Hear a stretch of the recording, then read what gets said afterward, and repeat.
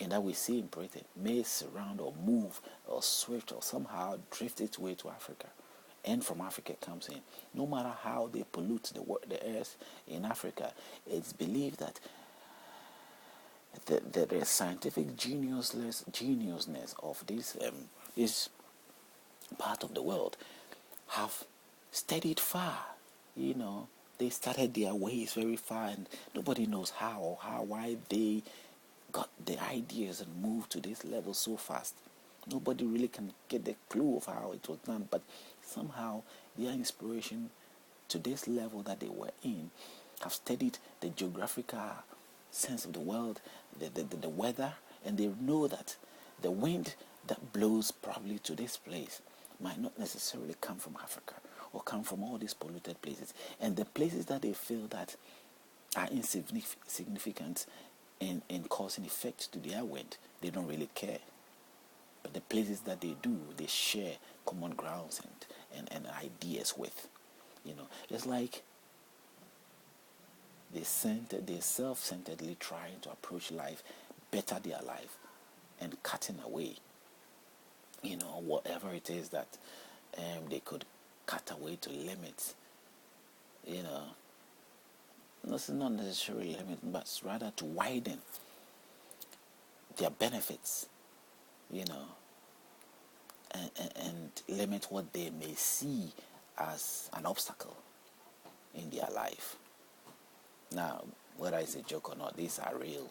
Now, there is a sense of huge amount of convincing, or amount of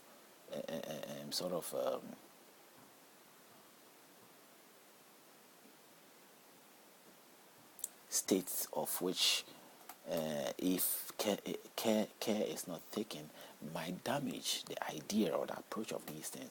So it is a very serious or somehow issue which its sensitivity requires for this part of the world to embrace some of those who are in that state of which extermination might be possibility. The attempt sort of embrace them to use that to convince the ideas and the promotion of whatever is intended to be done, or is intended to be pursued. Now, if you're getting what I'm trying to say, you see, a new world, a world which we want to create, a world to live in happily. But if you want to join us, so join us, become part of a citizen of a new world. And your role will require for you to sort of realize that you've got the opportunity, and don't focus backwards into those whose ways cannot be changed or nothing can be done. And this is your rewards. I mean, look at the benefit you've got. You're willing to sort of give it all away and encourage a weight that will reduce the benefit that you've got? No, I don't think so. I mean, a simple tactical, convincing, situation will be set around your life to sort of think along this line. Those who do not, or refuse, or somehow becomes very stubborn in that sense of embracing the idea will gradually be sort of tormented, or somehow frustrated, or somehow be sort of excluded in a very polite way that its sensitivity will not escalate.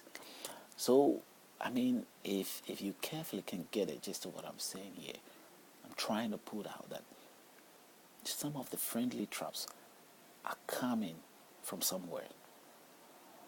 Some of all these things we see, they are not just happening just like that. They're happening with an intentional approach. So please, humbly request, you might not have the time to look into it. You might have things going well for you. But I tell you and I assure you that whatever time you have going for you is for a moment. I don't know how long you live for.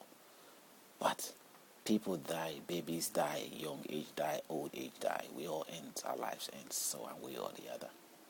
If we want a total happiness, a generation where the entire world settling down and having a peaceful moment where all obstacles are eradicated, then we have to find out what obstacles we're talking about. We have to find out what needs to be eradicated. We have to be clear our definition of a good and acceptable world that we want to live in. If we are not very clear about these things, we will take the wrong steps. And that is the case. We always take the wrong steps. Individually, politically, whichever way it is. Right now in life where politics plays so many roles, politics is behind so many of our problems, and just as religion, politics has become a culture, a religion on itself. So I really would love to sort of let people get the understanding that life is very valuable to us for that moment that we've got it. A moment that we've got it, to cherish it. And it's for everybody, no matter the state of the condition of that person. I might not please that person or be able to please anybody, but I have to please myself in the little way that I can, and the little way that I can for the next person. But a next person comes in is not necessarily the case, because everybody can please himself. Now, as to the limitations of how, if we come in the sense of the ultimate God, and wherever things that we've got surround us, we have the living proof that we've got enough around our lives. Enough for the situation we are in. The fear is that we are growing in such an alarming proportion that it is feared we might go way over. But let us be realistic. The human generation, in my layman's even interpretation and even knowledge of seeing what is going on, and I don't know how people get convinced about the other thing of overpopulation and all that. We've been growing gradually more and than reducing. Fine. But at the end of the day, it matches up. There is a huge vast of land for everybody to fill in there. You know, let's put religion aside here. Let's look at it straightforward. Just straightforward from the practical observation. People die and people get born into the world. Maybe statistically they've been checking to see the amount of birth rate and the amount of death rate. And when it becomes imbalance, then some lives will be taken. Somehow, I don't know, we see people taking guns and killing for no apparent reason. We see means devised by others to sort of take lives of others to whatever gain that they want to gain from. But if that wasn't the case, people die actually. I know there's an alarming rate of death, and there is an alarming rate of childbirth. But how much does a woman give? How long does a woman give birth? It takes 9 months for a child to be born. Today they are trying to devise means to incubate and clone people, which has been stopped. There's a debate going on. Eventually, probably they will accept where people will be cloned. Now, if we are fearing of population growth, why do we want to clone people? I mean, all these things one day might come up. The secret behind all these things, whether the rulers have something hidden or not, I don't know. But if there is an issue, because 9 months it takes for one to be born,